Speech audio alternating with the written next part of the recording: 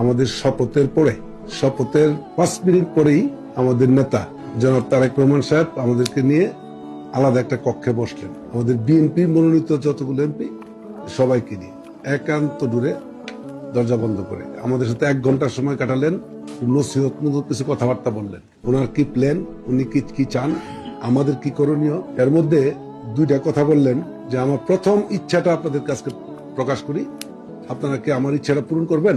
তো এই 200 জনই তো চিৎকার দিয়ে উঠছি আমরা, আর এটা বলেন কি আবার করবো, মানে জীবন দাঁড়াবো।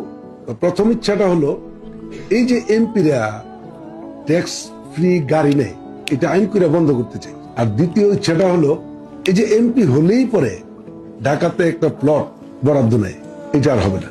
কি বলেন? একজন এমপির সাথে কিন্তু এখানে ঘটনা প্রায় 10 কোটি টাকার ঘটনা। একটা প্লট আর একটা ট্যাক্স ফ্রি গাড়ি 10 কোটি টাকা হবে। আমরা সবাই 2 হাত তুলে সম্মতি দিয়ে দিছি।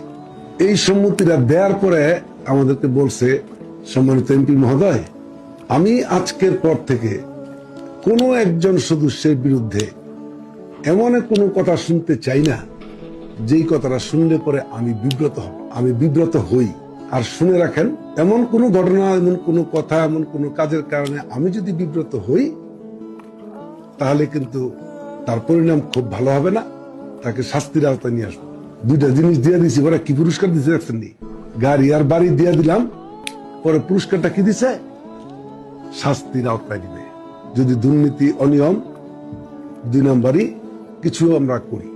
আমরা এটাও কিন্তু ওনাকে ওয়াদা দিয়ে আসছি যে ইনশাআল্লাহ আপনার শিষ্য আমরা নতুন বাংলাদেশ গড়বো আপনাকে সাথে নিয়ে।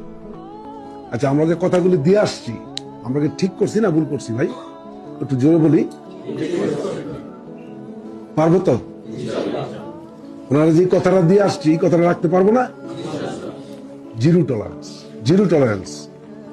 আগের যে কোনো সরকার প্রধান আর আমাদের আজকের যিনি সরকার প্রধান, একটু ডিফারেন্স মনে হচ্ছে না? চলনে, বলনে, আচরণে, কথনে, ওনার প্রত্যেকটা কথা মনে হয় এটাকে ভাব সম্প্রসারণ করা যাবে।